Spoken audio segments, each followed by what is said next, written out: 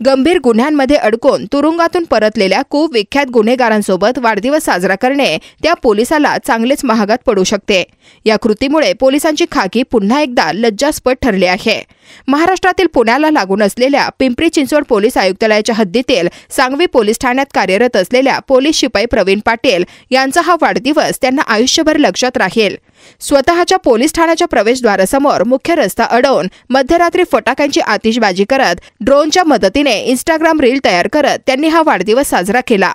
विशेष म्हणजे त्यांच्यासोबत गंभीर गुन्ह्यांमध्ये अटक होऊन जामिनावर सुटलेल्या गुन्हेगारांचाही सहभाग होता।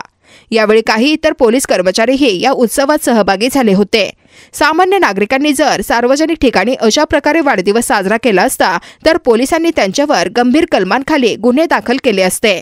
मात्र या प्रकरणात स्वतः पोलिसाचाच वाढदिवस साजरा होत असल्याने कारवाई कोण करणार हा मोठा प्रश्न आहे। विशेष म्हणजे या व्हिडिओसाठी वापरण्यात आलेल्या ड्रोन कॅमेऱ्याचा कोणताही परवाना घेतलेला नव्हता।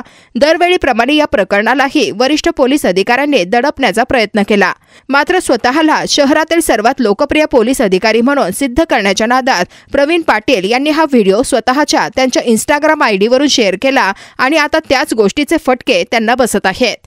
सामान्य नागरिकांनी किरकोळ वाद झाल्यास त्यांच्यावर कठोर कारवाई करणारे पोलीस अधिकारी कायदा सर्वांसाठी समान आहे असं सांगतात।